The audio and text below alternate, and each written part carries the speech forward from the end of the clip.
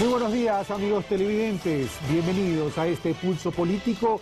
En este domingo 30 de octubre, por cierto, estamos grabando este programa el viernes 28 de octubre.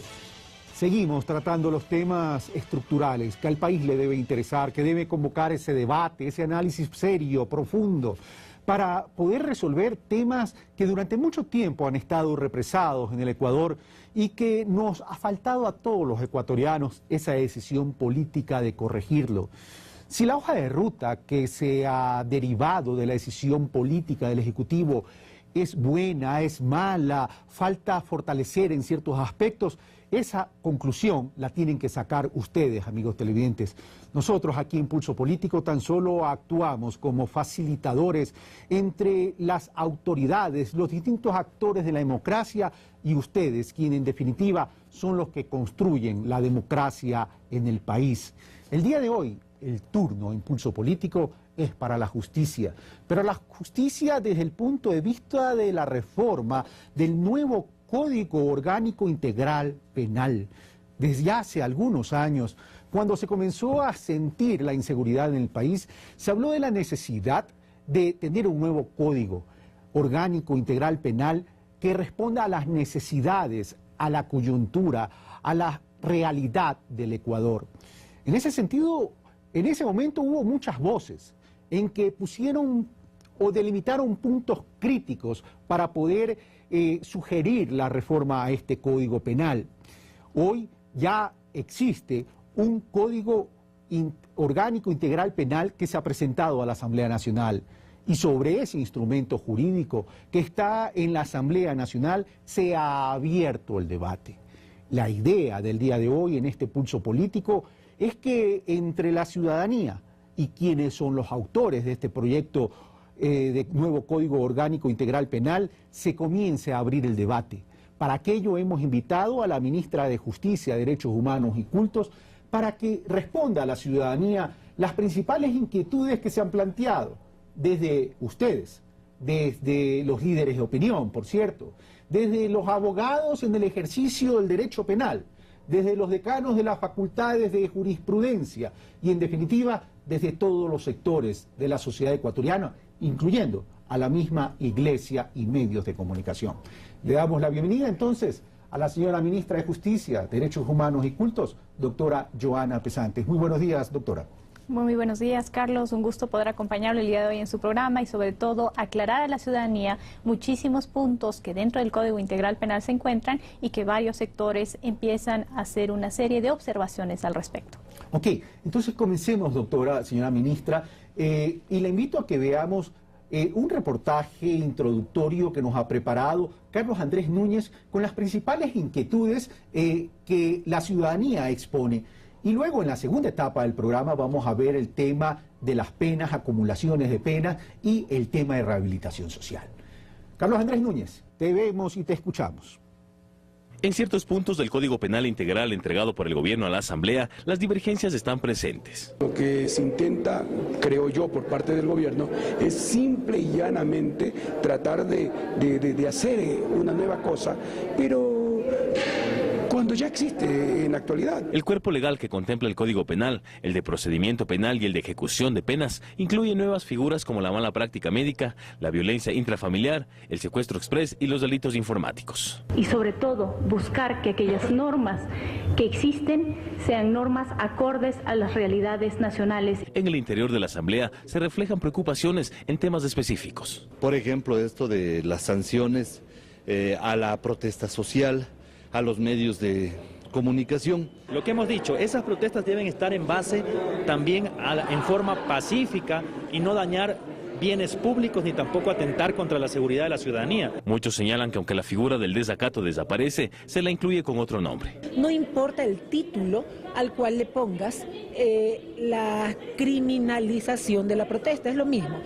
Llámalo desacato, llámalo injurias, llámalo calumnia, llámalo rebelión, llámalo de cualquier forma. Eso existe en el código, así es que es falso que el concepto haya desaparecido y peor la pena. Se elimina la figura del desacato en el Código Penal. Lo que existe es una cosa muy diferente que es en caso de un tema penal cuando se vaya en contra de la honra de las personas, cuando hay injurias calumniosas y no calumniosas, eso no podemos eliminar del Código Penal. Tampoco soy partidario de que cualquiera por cualquier motivo le insulte al presidente o a un legislador o a una autoridad. No está bien, pues.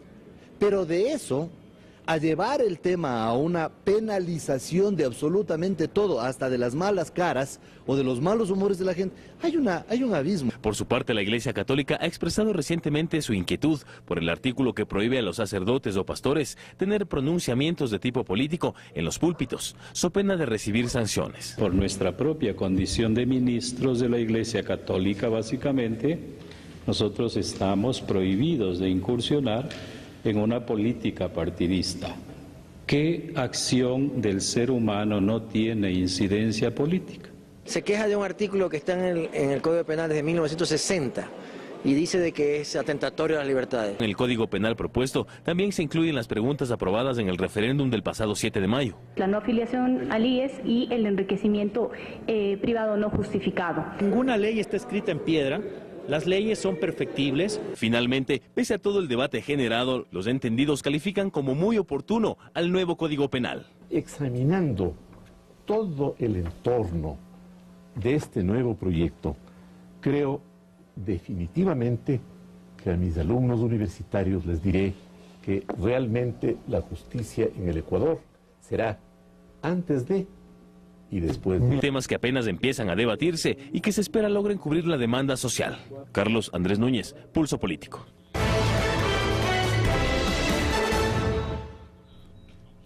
Gracias, Carlos Andrés Núñez. Señora ministra, bueno, entramos en materia. A pesar de que un ex magistrado, catedrático del prestigio de Rodrigo Bucheli, por cierto, con una visión ideológica distinta al actual régimen, habla en favor del código, de este nuevo código orgánico integral penal, a pesar de que también toca más adelante ciertas discrepancias en puntos específicos, a pesar de aquello, parece que en el país hay ciertas inquietudes, ciertas dudas y se puede resumir en algo que trajo Revista Vanguardia en su título de la portada de la edición del 3 al 9 de octubre. Nuevo Código Penal, todos al banquillo, señora ministra.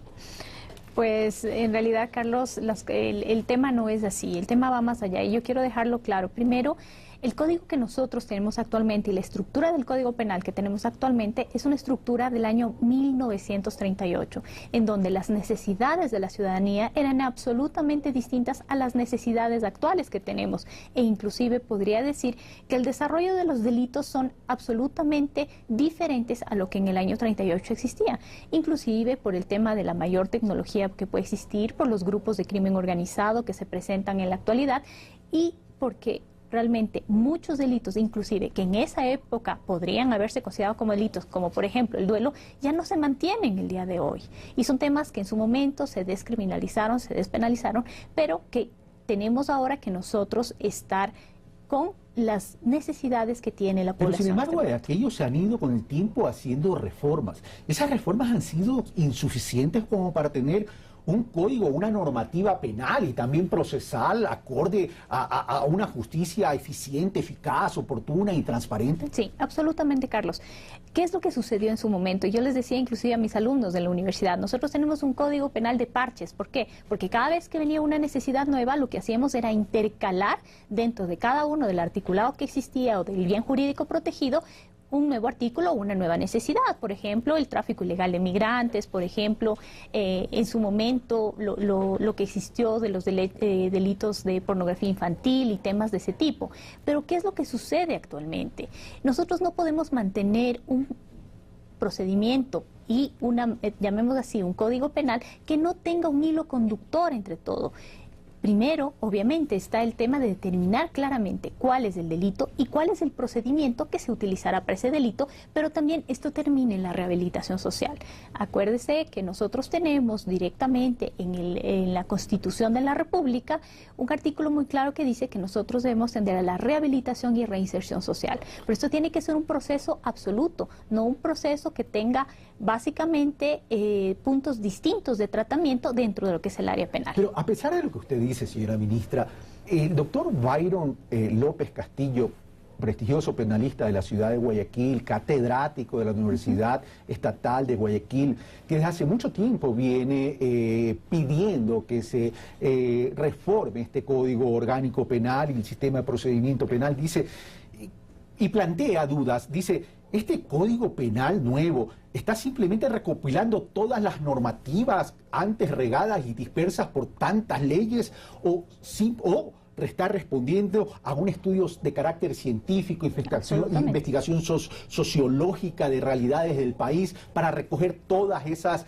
coyunturas delincuenciales que tiene el Ecuador en este momento? Absolutamente. Lo que se busca dentro del nuevo Código Orgánico Integral Penal es además recoger todos aquellos, llamemos así, delitos que se encuentran en otras normas legales. ¿Qué es lo que ocurre para los operadores de justicia? Llámense en estos jueces, fiscales, inclusive los mismos abogados, los académicos, los estudiantes de Derecho. Resulta que cuando uno estudia materia penal tiene que estudiar varias normas, inclusive el Código de Aduanas, inclusive tiene que revisar, tenemos leyes aparte, tránsito y transporte terrestre, leyes estupefacientes.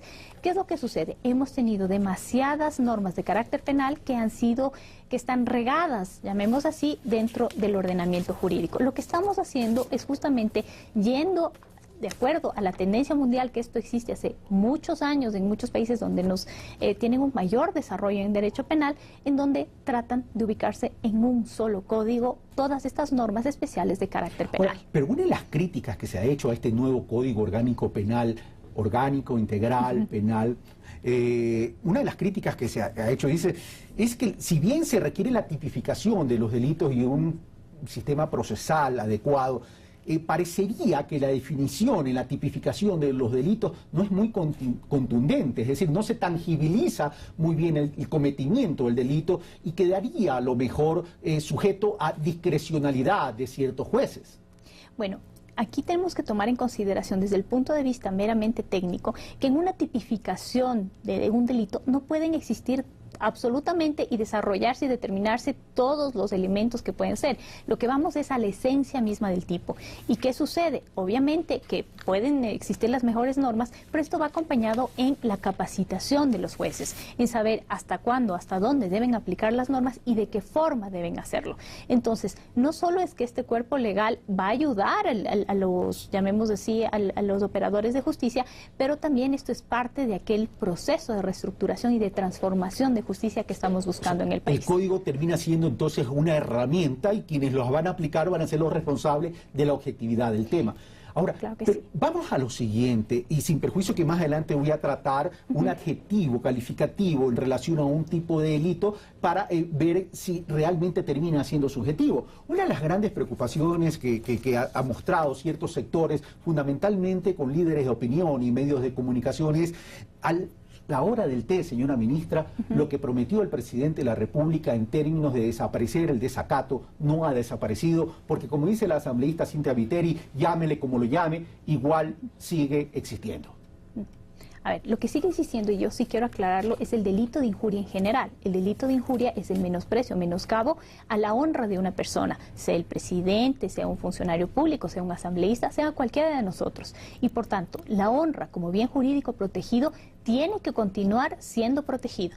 Es decir, que el proceso, llamémoslo así, un proceso que se instaure a través de una querella por menoscabo de la honra a una persona es para todos. Es decir, lo que se ha hecho es quitar. Es un tema muy importante que quisiera aclarar desde el punto de vista técnico. Para los medios de comunicación, el desacato como tal se ha conocido dentro del país como aquella injuria al presidente. Pero el desacato como delito, como figura, llamemos tipificada en la ley, sigue existiendo, porque el desacato en general lo que es simplemente no acatar una orden de una autoridad, sea quien sea la autoridad. Una cosa distinta es ya la injuria, el menoscabo, menosprecio a una persona. Esto sigue existiendo en general como un delito. Andrés Páez, en el reportaje que hicimos como Pulso Político y tomamos las inquietudes también de actores políticos, dice, pero es que esto se presta, y dice, yo no estoy, voy a citar a Andrés Páez dice, yo no estoy de acuerdo que se le falte el respeto a una autoridad, pero tal cual como está concebido el nuevo código, se va a prestar para una mala cara o una mala seña de pronto para meter presos a la gente. No, absolutamente. Ese no es el fin del código. Además que se tiene que tomar en consideración que si se está hablando de ofensas o de lesiones, etcétera, tiene que probarse esa ofensa o esa lesión. Lo que realmente, y creo que es lo importante y lo que debe saber la ciudadanía, es que el Código Penal empieza a actuar en el momento que existe un desconocimiento de un ordenamiento jurídico establecido. Quienes no lo desconocen no tienen ningún problema porque nunca van a ser realmente perseguidos por una causa penal.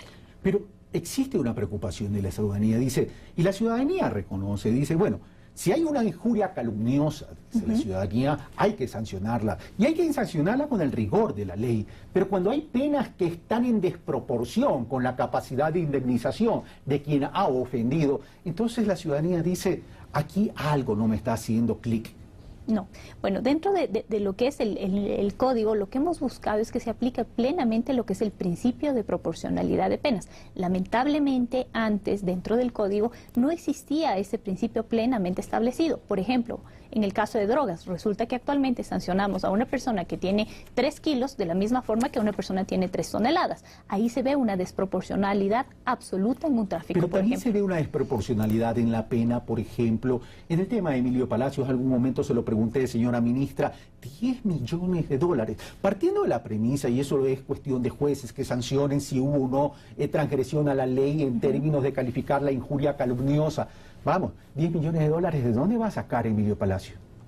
Bueno, en ese punto es muy importante saber que es el juez el que justamente tomando en consideración lo que se haya presentado dentro del proceso puede determinar la cantidad de, llamemos así, los daños y perjuicios que se pudo haber ocasionado a una persona. Es distinto el tema tomando en consideración, el juez estudia absolutamente todo el proceso y dentro de la sentencia tiene la obligación de motivar el por qué se llegan a dar esos montos, sea la cantidad que sea.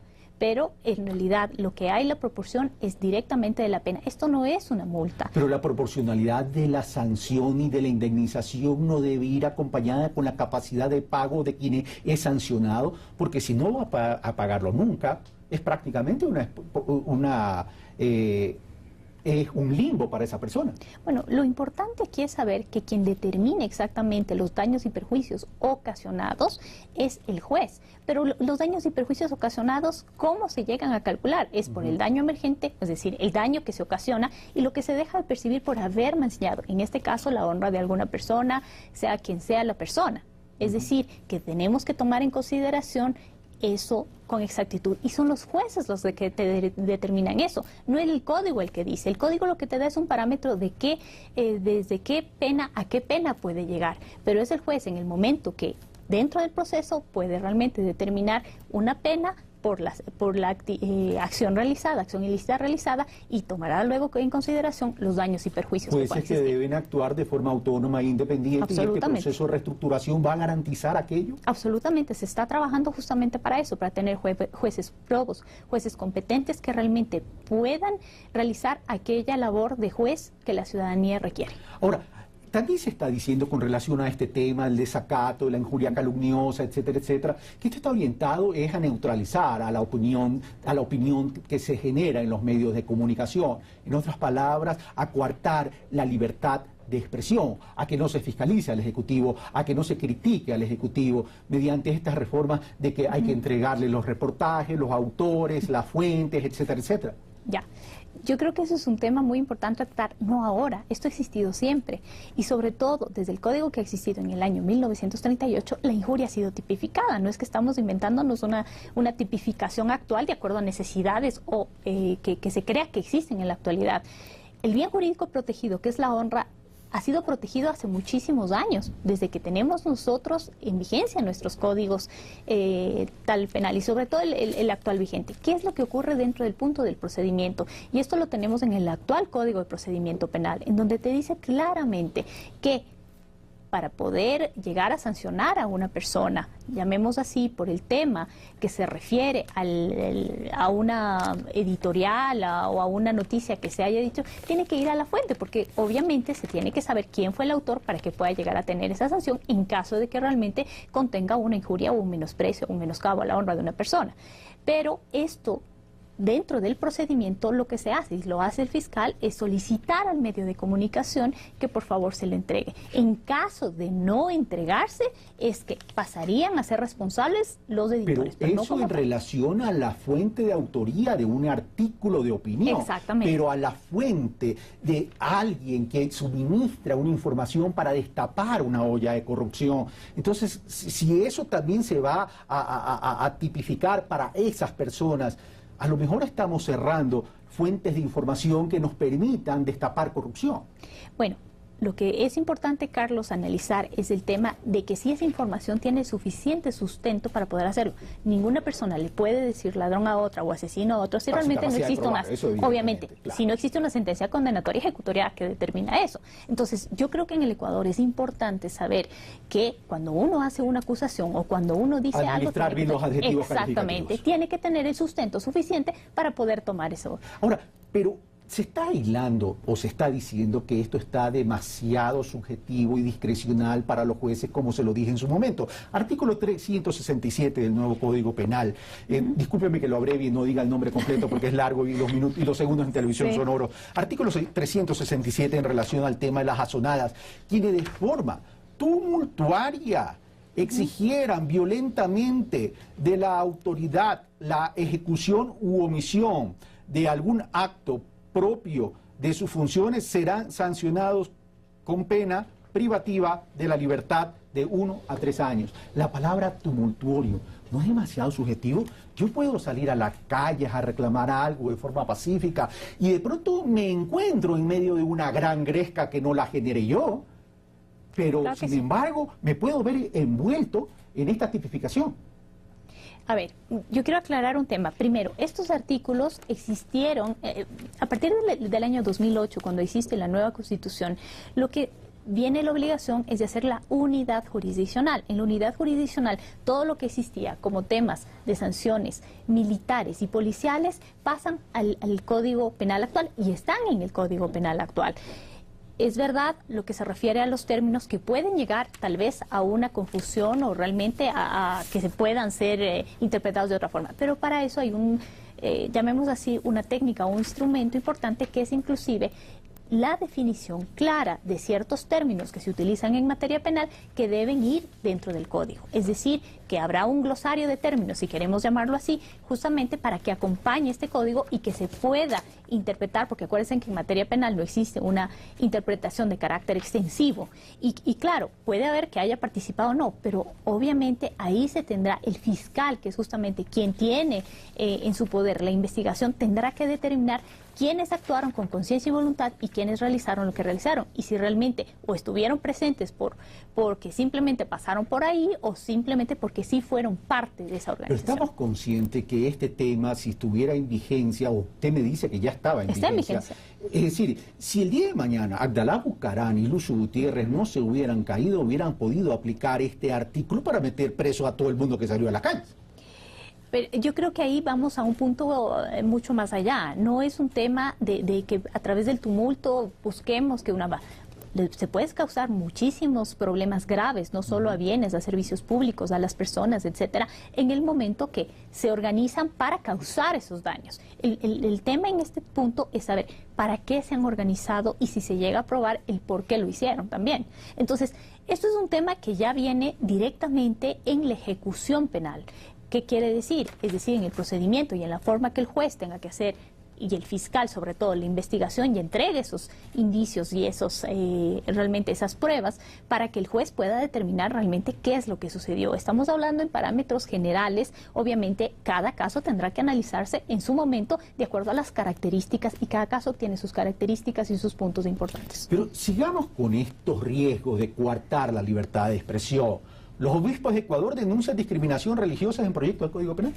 Sí, y justamente me gustó mucho escuchar la entrevista que usted le hacía a Monseñor Sánchez, si no me equivoco, sí, en donde él decía claramente, los llamemos así, clérigos, los prelados, no tenemos que entrar en política y no podemos ser parte de ni siquiera partidos políticos, pero es un tema de una consecuencia directa al respecto. Pero el Monseñor Sánchez, perdónenme por el artículo, Monseñor Sánchez lo que dijo es, no podemos hacer política partidista, pero podrían dar una opinión. Pero a ver, la Iglesia Católica obviamente tiene sus características, sus obligaciones y sus derechos como tal, pero dentro de esas obligaciones no está la de, llamemos así, dar a conocer todo lo que son los temas políticos o inclinarse o no a uno. Lo que pueden hacer es, desde un punto de vista general, dar a conocer a toda la ciudadanía, porque también es un punto de que resulta que la Iglesia no puede meterse en partidos políticos. Si no se puede meter en partidos políticos, tampoco puede hacer acción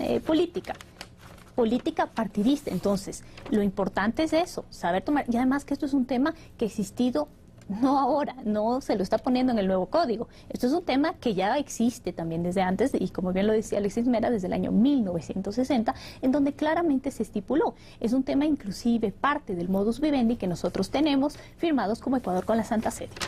Desde 1960, año en el que yo nací, a lo mejor por eso no me hice sacerdote. Redes sociales en la mira del Código Penal también. Diario Expreso, el día viernes 28, día en que estamos grabando.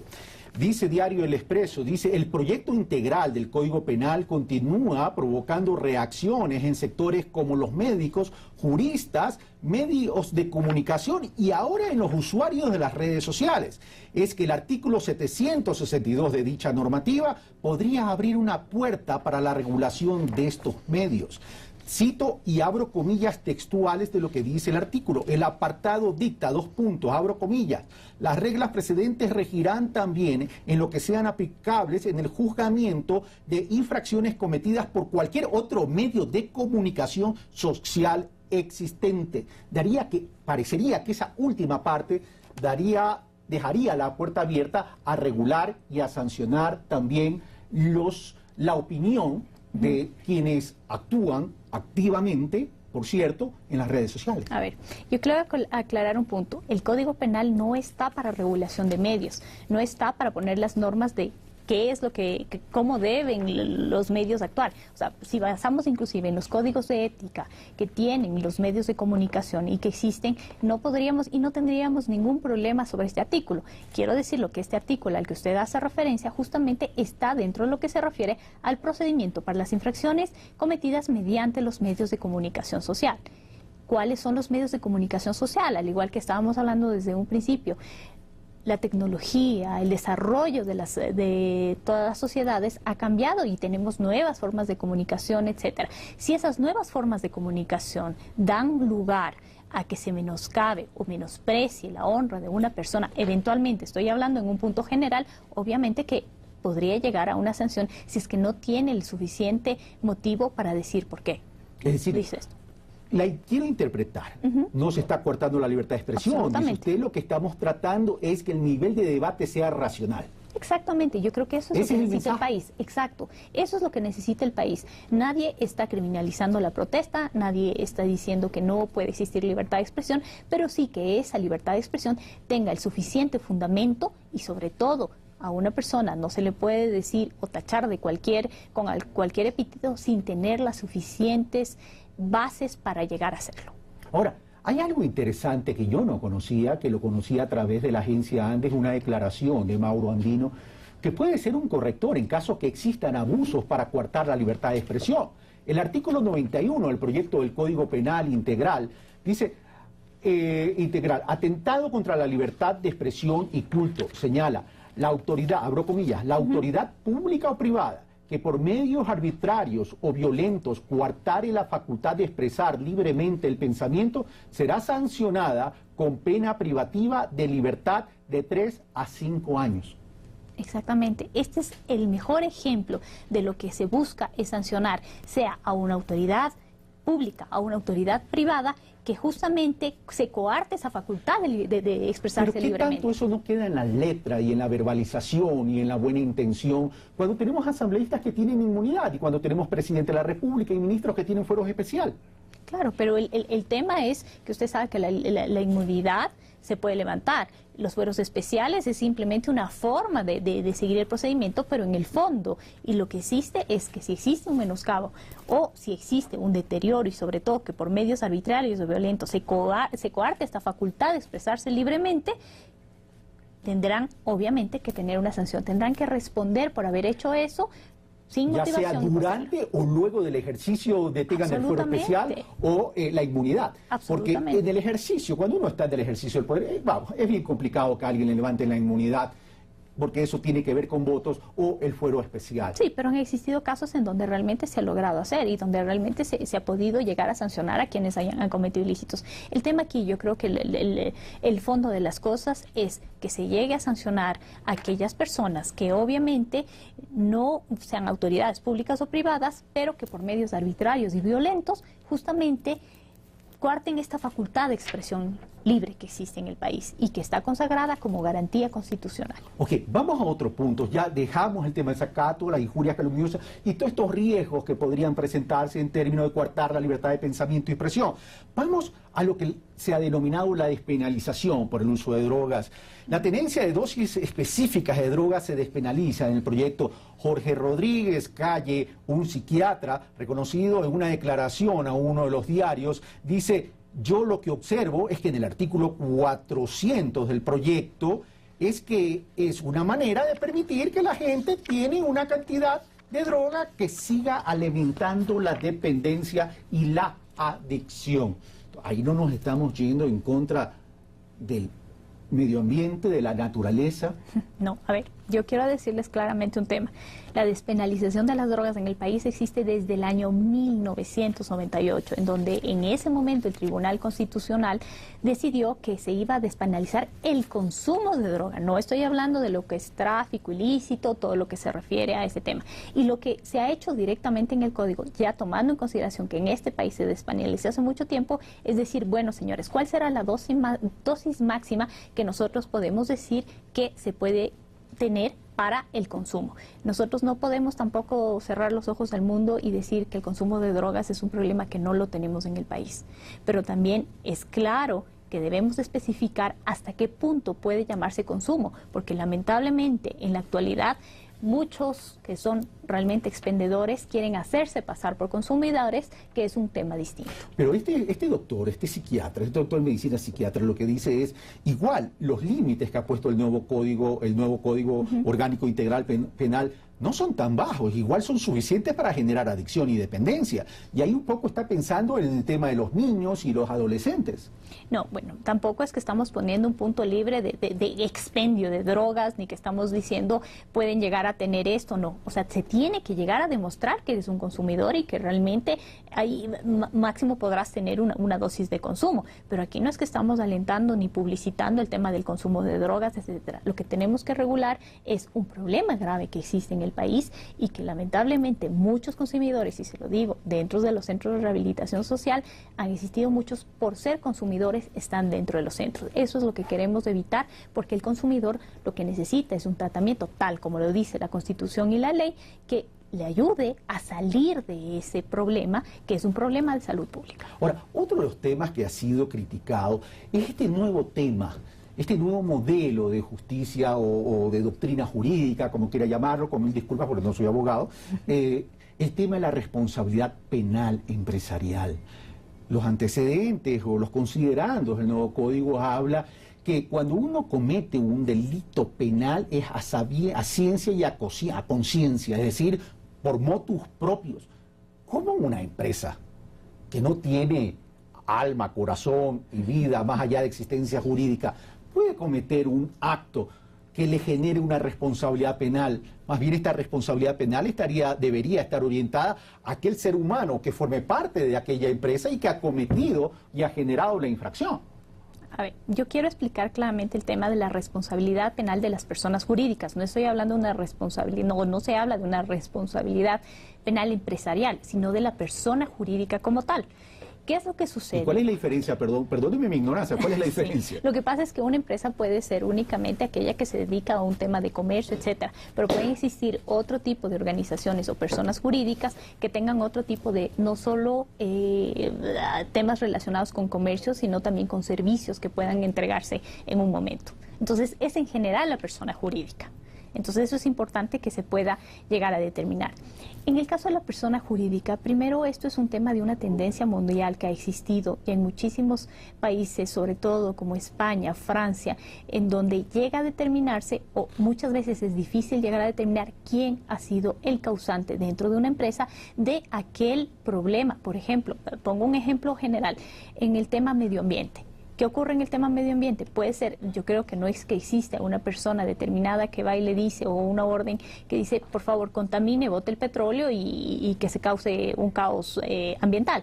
El tema no es ese, el tema es saber cuál es esa responsabilidad empresarial que debe existir en su momento y que obviamente esa persona, en el momento que justamente se aparta de aquellas responsabilidades que se tiene, pueda llegar a ser de... Pero en esa misma línea de argumentación, señora ministra, y de pensamiento, si se detecta que hay un funcionario, la responsabilidad es del funcionario, obviamente, no de la empresa, porque pudo haber actuado por motus propios. Exacto. Pero si no se encuentra quién es el ser humano responsable, funcionario, empleado de aquella empresa, más que responsabilidad penal de la empresa, ¿no pasaría por otro tipo de responsabilidad? Porque esto podría llegar hasta la extinción de la misma.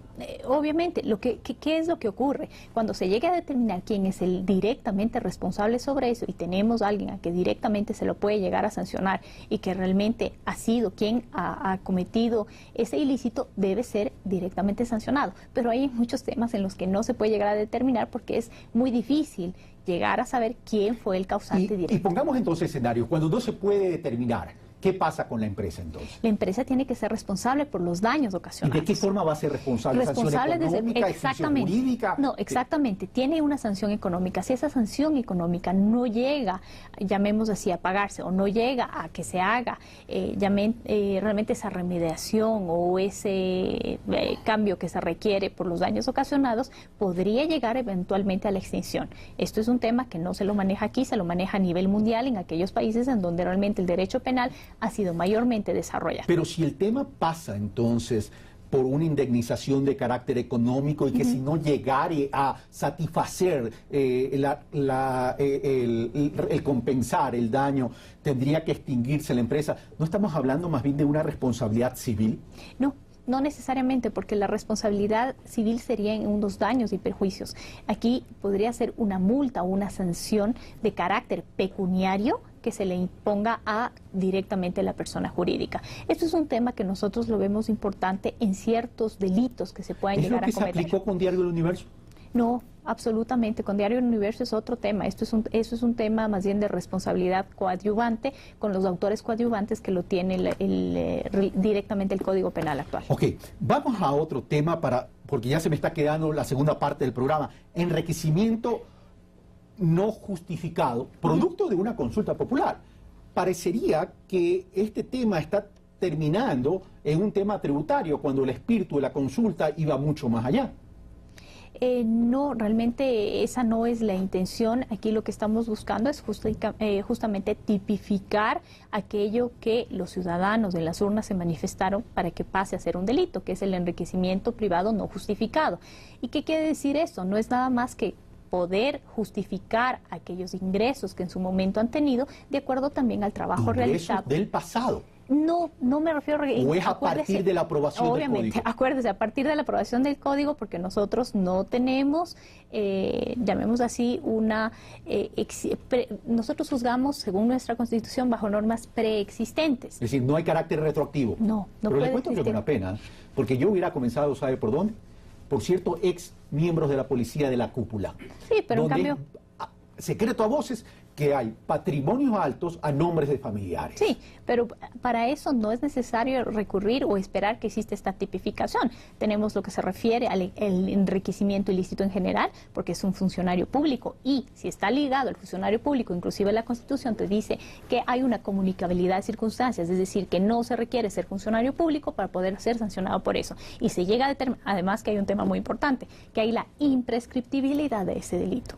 Y por tanto podría realmente verse o a través del peculado. ¿Imprescriptibilidad del delito a partir de la aprobación del nuevo Código? No, la imprescriptibilidad del delito de peculado, cohecho, concusión y enriquecimiento ilícito pero eso para lo existe. público. No, pero es que no necesariamente tienes que ser funcionario público, porque la misma Constitución te dice que aunque no ostente las calidades de funcionario público, tú puedes llegar a ser penado cuando existe esta conexión justamente con el funcionario público. Pero aquí hay otro tema en discusión con relación a este mismo ítem del Código Orgánico Penal. Me salté lo integral, es el tema de revertir la carga de la prueba. Es decir, en la Constitución todo el mundo es inocente hasta que se pruebe lo contrario. Daría la impresión que acá al quien es denunciado tiene que probar su inocencia. No, absolutamente que no, porque realmente lo que existe es una no justificación de aquello que eventualmente se les pide que justifiquen y que realmente no lo puedan justificar, que eso es un tema absolutamente distinto. O sea, no es que aquí estamos... Pero el momento que me dicen, justifica tú, yo soy el que tengo que probar. Distinto es, señor, estos son sus ingresos, esta es su hoja de vida durante los 10 años, estas son sus declaraciones, por tanto usted no ha podido probar este nivel de ingresos. Eso sería otra cosa. Claro. Pero por eso es lo que le decía, no solo es el tema de no probar de dónde vienen sus cosas, pero resulta ser que nosotros sabemos que existen ciertas fortunas que aparecen de la noche a la mañana sin tener una justificación clara de dónde vienen. Entonces, puede estar relacionado no solo con un tema de lavado de activos, un tema de narcotráfico, etcétera. Estoy hablando en general, en donde tendrá que analizarse según cada caso de dónde pudo haber provenido o si existe un origen ilícito de los fondos o de los bienes que se manejan. Sicariato, señora ministra. El sicariato no es más que una necesidad o más bien un delito que se lo tipifica bajo las necesidades actuales. En el año 1938 no existía la necesidad del sicariato. Lamentablemente el sicariato ha cobrado muchísimas vidas de ecuatorianos y de muchísimas personas dentro del país. Y esto es lo que buscamos, darle una protección especial y sobre todo con la lucha que tiene el gobierno contra la inseguridad que existe. ¿De qué forma se está luchando contra el sicariato? Porque aquí estamos, ¿de qué estamos hablando? ¿De una pena alta? ¿De acumulación de penas? ¿De qué estamos hablando específicamente? Aquí lo que estamos hablando es que puede llegar a tener una pena hasta de 28 años cuando se llegue a determinar justamente que se lo hizo por un precio, promesa remuneratoria al respecto y que obviamente puede ser inclusive como un tema de ajuste de cuentas que pueda darse en cierto momento entre grupos inclusive criminales. ¿Y había la necesidad de tipificar el sicariato? Porque a la larga el sicariato es un asesinato. Sí.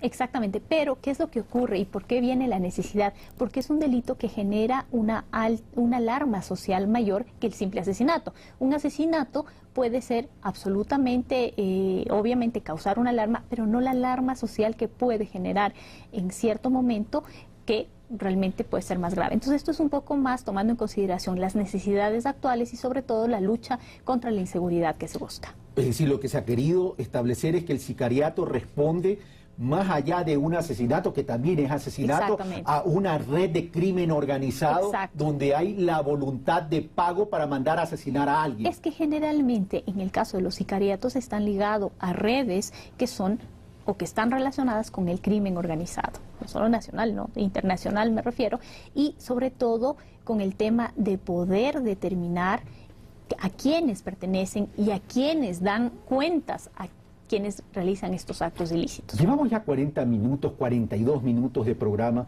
y no quiero que se me pase el tiempo sin tratar el tema de la acumulación de penas, el tema del 2x1 y el tema de la rehabilitación social. Le invito, señora ministra, a ver el reportaje que nos ha preparado, por cierto, Carlos Andrés Núñez. Veamos. Gracias. Las reformas penales propuestas por el gobierno generan un amplio debate sobre la seguridad y el sistema de justicia en el país. Entre otras, plantea, por ejemplo, aumentar la pena máxima de 28 años de reclusión, cuando en la actualidad es de 24, y modificar la edad de imputabilidad de 18 a 16 años. Un tema que ha causado polémica. Yo creo que aquí hay que tener en cuenta que en realidad es el crimen el que escoge al joven y no el joven al crimen. Y esto más bien, si uno quiere enfrentar este fenómeno, tiene que enfrentar a las bandas criminales y no a unos jóvenes que desgraciadamente son sometidos a esas normas y a esas reglas. Si nosotros les incorporamos a estos muchachos a las cárceles, su carrera delictiva va a empezar antes de lo que está este momento empezando. Entonces a mí me parece que puede ser mucho más complicado el remedio que la enfermedad. Además establece la acumulación de penas hasta 35 años para cualquier delito. De ninguna forma, ni en ningún aspecto de la vida, el dolor humano a través de la privación de la libertad eliminará ni atenuará al fenómeno criminal. Por ello la pregunta es, ¿qué tan efectivo será aumentar las penas si no hay una verdadera rehabilitación de los privados de libertad? ¿Será posible que quepa una privación de la libertad de 40 años con respecto a un ser humano y que con eso se genere un espacio de advertencia a la sociedad de lo malo que es el delito? El trabajo de una rehabilitación no solamente es de unas autoridades o qué sé yo, de los que administramos los centros penitenciarios, es una responsabilidad compartida, en donde también está inmersa la sociedad. Por ello se habla de un sistema integral bien estructurado que abarque la policía, la justicia y el sistema carcelario, este último con muchas deficiencias, pese a los esfuerzos efectuados por el gobierno. Por mencionar un ejemplo, en el Centro de Rehabilitación Femenino de Quito existen ya algunas iniciativas al respecto. Varias internas participan en un programa radial que se transmite quincenalmente. Allí son capacitadas para este fin. Es una experiencia muy valiosa, pues por medio de la radio nosotros podemos expresar nuestra vivencia, nuestro día a día acá en el centro. Y darnos cuenta que a pesar de estar en un lugar privada de nuestra libertad, podemos conseguir cosas enormes, grandes. Y nos ha enriquecido muchísimo nuestra vida personal y profesional. Y se reconoce algunos cambios positivos. Yo creo que ha sido el cambio positivo porque se está respetando un principio fundamental, un derecho humano que es el derecho a la comunicación. Sin embargo, ¿hasta qué punto se puede medir la eficiencia de estas herramientas con respecto a una verdadera reinserción social si el sistema de justicia también es deficiente?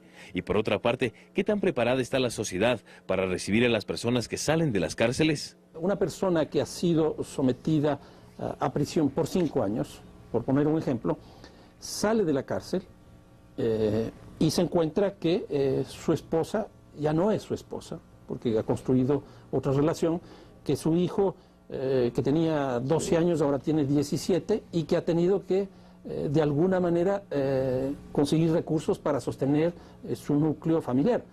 Y como tiene una historia vinculada a su padre, pues tiende a reproducir. ¿Qué significa esto? Que esta persona que va a la cárcel y que regresa no encuentra el escenario para su reinserción. Una vez que las personas salen cumpliendo sus capacitaciones, su educación dentro de los centros de rehabilitación social, la sociedad debe ver las cosas que hicieron adentro y apoyar a las personas que salen de acá, de los centros de rehabilitación, y no estigmatizarlos, ¿no? Muchas veces tienen miedo a la sociedad cuando una persona sale en libertad y no la apoyan. Por eso el desafío está en lograr acuerdos colectivos que vayan más allá de las leyes escritas y enfocarse también en aquellos aspectos que tienen que ver con lo pragmático. Carlos Andrés Núñez, Pulso Político. Gracias, Carlos Andrés Núñez. Estas declaraciones de Fernando Carrión, de Rodrigo Buccelli, que usted vio dentro de un programa de Pulso Político, fue la semana pasada a propósito del tema de la seguridad, que es uno de los ejes de toda esta reestructuración que hay que emprender. Ahora, antes de pasar a los cuestionamientos o más allá de las inquietudes que plantea Fernando Carrión y Rodrigo Buccelli de pena, acumulación de pena, permítame, señora ministra, hablar de un tema que le preocupaba a la ciudadanía el año pasado, hace 2 años, hace 3 años, que es la reducción de penas y el famoso 2x1. ¿Cómo queda aquello en este nuevo código que usted ha presentado a la Asamblea Nacional? Bueno, primero, como tal, la reducción de penas que venía operándose o que en su momento se operó con el 2x1, que era el 50% por el simple paso del tiempo, ya no existe en el código. Y lo que hacemos es un tema del cumplimiento obligatorio del 70% de la sanción impuesta y el 30% eventualmente de cumplirse todos aquellos ejes del tratamiento penitenciario que se plantea, que lo puedan realmente realizar ya para un tema más bien relacionado a la reinserción social fuera de los centros de rehabilitación social y que tengan, es una especie de un proceso de semilibertad, que podemos decirlo.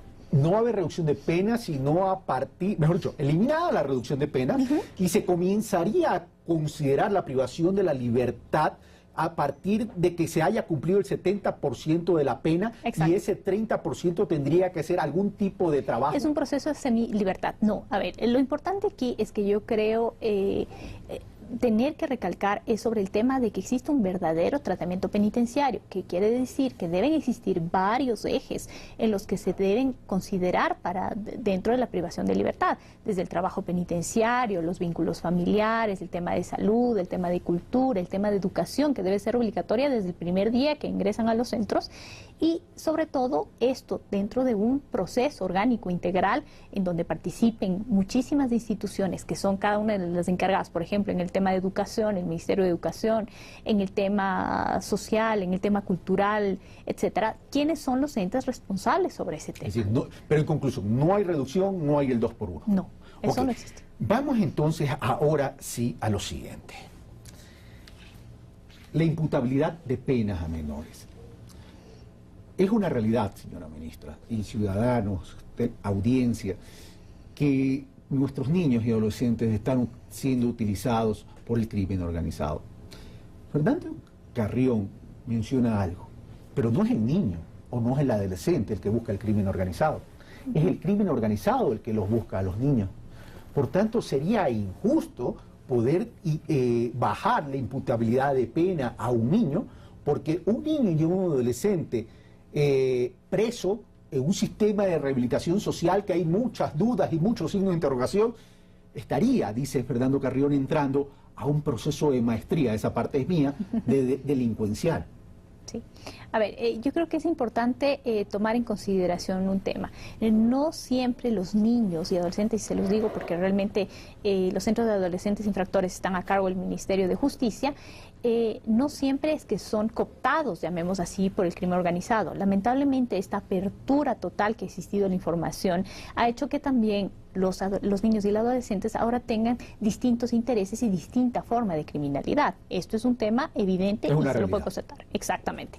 Ahora, yo quiero estar clara con este tema de la reducción a 16 años para el tema de la imputabilidad.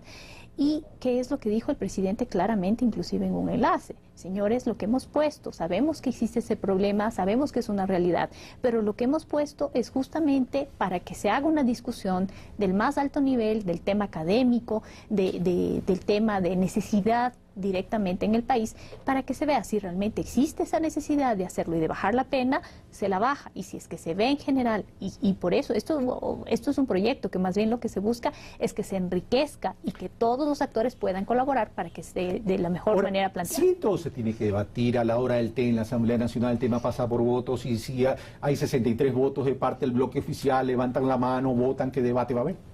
No, pues es que el debate justamente es eso, el debate inclusive existe en el mismo bloque y está pasando, porque ustedes verán que muchos de los asambleístas, inclusive, llamemos así, de la bancada oficialista, lo que está haciendo es justamente debatiendo y viendo la necesidad o no de que se tenga que bajar a los 16 años. Es decir, que más bien este tema, yo creo que sería un tema que es la misma asamblea en su momento la que tiene que discutir y ver las mejores soluciones que tenga para este tema en general. Diario Expreso del martes 25 recoge oficialistas también cuestionan el proyecto penal en relación a este tema. Pero ¿hay algún tipo de medida o que plantee el nuevo Código Penal en relación a incrementar las penas más bien para las personas adultas que involucran a chicos también, menores de edad? Exactamente. Es que es de doble sentido, ¿no? En doble sentido. Primero, las personas adultas que justamente coopten a estos niños para realizar esas actividades ilícitas, pero también aquellos menores que no necesariamente han sido cooptados por adultos para realizar eso.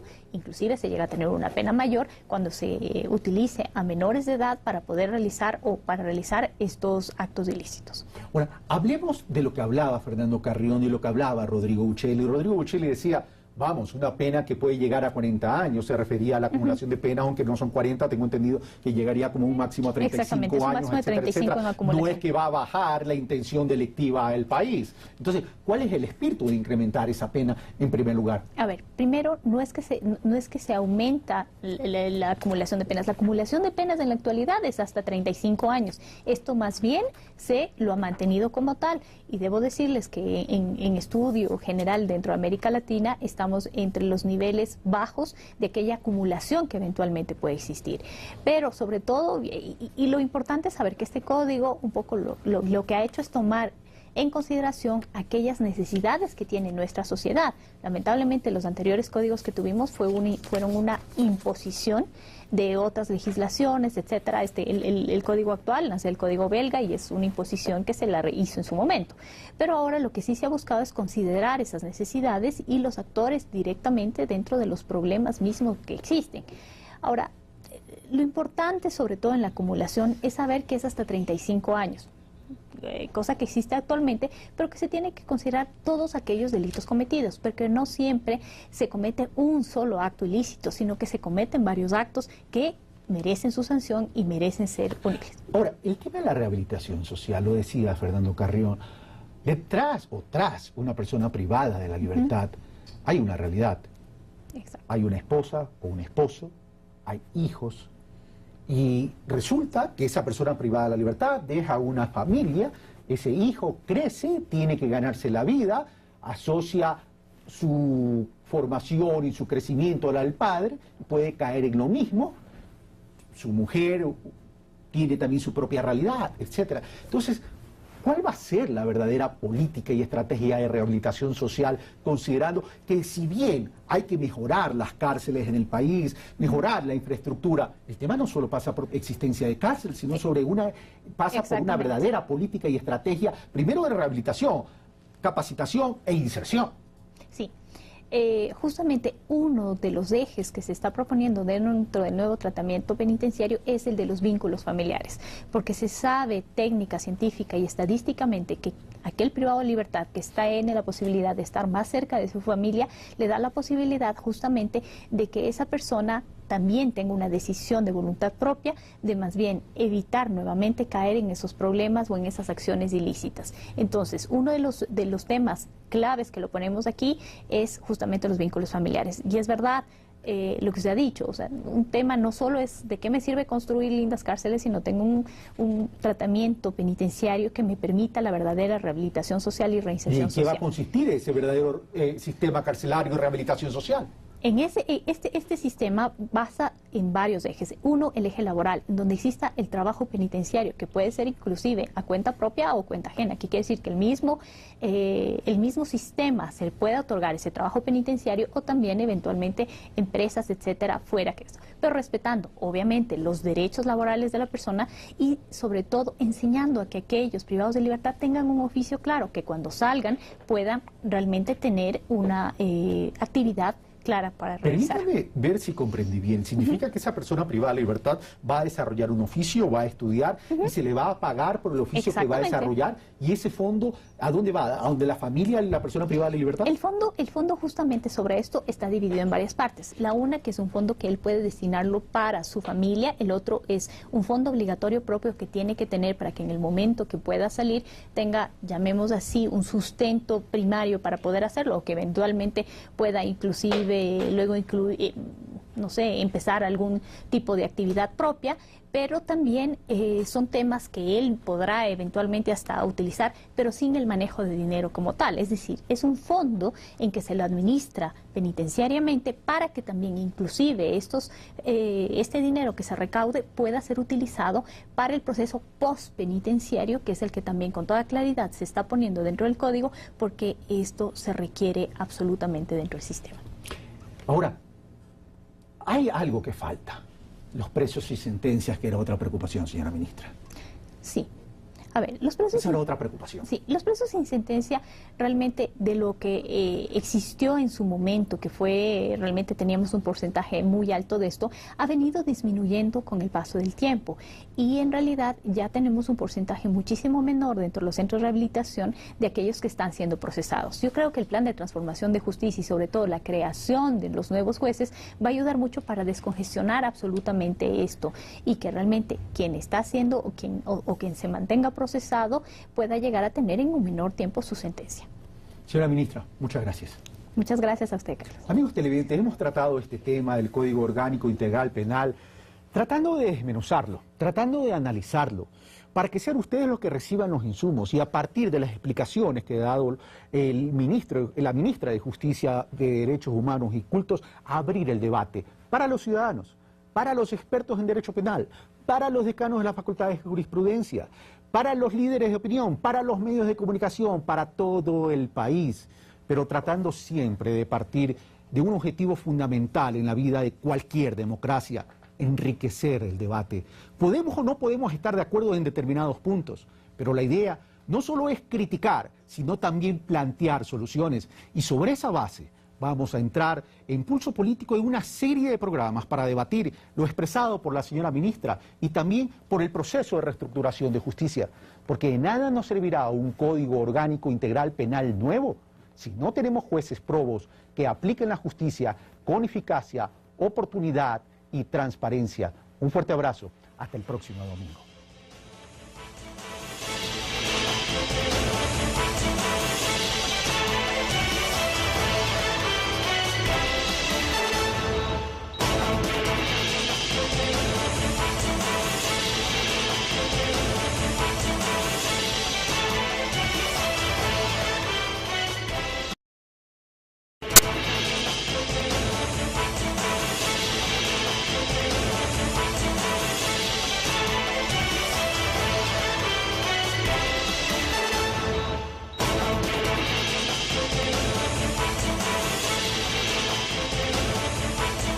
Muy buenos días, amigos televidentes. Bienvenidos a este Pulso Político.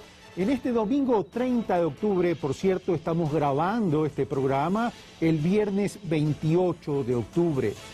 Seguimos tratando los temas estructurales que al país le debe interesar, que debe convocar ese debate, ese análisis serio, profundo, para poder resolver temas que durante mucho tiempo han estado represados en el Ecuador y que nos ha faltado a todos los ecuatorianos esa decisión política de corregirlo. Si la hoja de ruta que se ha derivado de la decisión política del Ejecutivo es buena, es mala, falta fortalecer en ciertos aspectos, esa conclusión la tienen que sacar ustedes, amigos televidentes.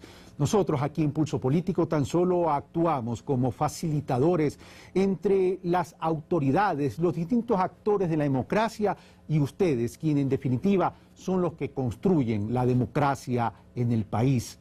El día de hoy, el turno en Pulso Político es para la justicia, pero la justicia desde el punto de vista de la reforma del nuevo Código Orgánico Integral Penal.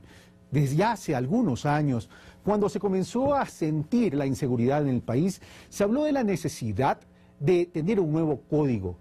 Señora ministra, y le invito a que veamos un reportaje introductorio que nos ha preparado Carlos Andrés Núñez con las principales inquietudes que la ciudadanía expone. Y luego en la segunda etapa del programa vamos a ver el tema de las penas, acumulaciones de penas y el tema de rehabilitación social. Carlos Andrés Núñez, te vemos y te escuchamos.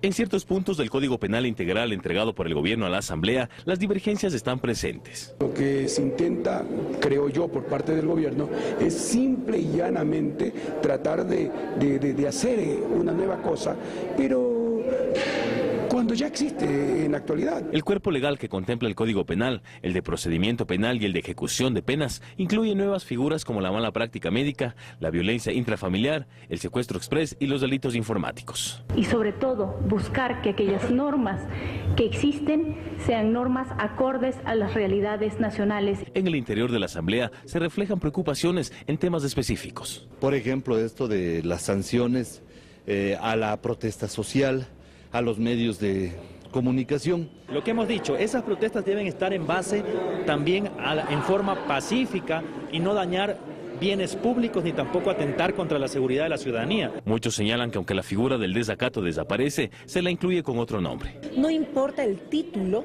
al cual le pongas, la criminalización de la protesta es lo mismo. Llámalo desacato, llámalo injurias, llámalo calumnias, llámalo rebelión, llámalo de cualquier forma. Eso existe en el código. Orgánico integral penal que responda a las necesidades, a la coyuntura, a la realidad del Ecuador. En ese sentido, en ese momento hubo muchas voces en que pusieron o delimitaron puntos críticos para poder sugerir la reforma a este Código Penal. Hoy ya existe un Código Orgánico Integral Penal que se ha presentado a la Asamblea Nacional. Y sobre ese instrumento jurídico que está en la Asamblea Nacional se ha abierto el debate. La idea del día de hoy en este Pulso Político es que entre la ciudadanía y quienes son los autores de este proyecto de nuevo Código Orgánico Integral Penal se comience a abrir el debate. Para aquello hemos invitado a la ministra de Justicia, Derechos Humanos y Cultos para que responda a la ciudadanía las principales inquietudes que se han planteado desde ustedes, desde los líderes de opinión, por cierto, desde los abogados en el ejercicio del derecho penal, desde los decanos de las facultades de jurisprudencia y, en definitiva, desde todos los sectores de la sociedad ecuatoriana, incluyendo a la misma Iglesia y medios de comunicación. Le damos la bienvenida entonces a la señora Ministra de Justicia, Derechos Humanos y Cultos, doctora Joana Pesantes. Muy buenos días, doctora. Muy buenos días, Carlos. Un gusto poder acompañarlo el día de hoy en su programa y sobre todo aclarar a la ciudadanía muchísimos puntos que dentro del Código Integral Penal se encuentran y que varios sectores empiezan a hacer una serie de observaciones al respecto. Ok, entonces comencemos, doctor. Definitivamente que a mis alumnos universitarios les diré que realmente la justicia en el Ecuador será antes de y después de. Temas que apenas empiezan a debatirse y que se espera logren cubrir la demanda social. Carlos Andrés Núñez, Pulso Político.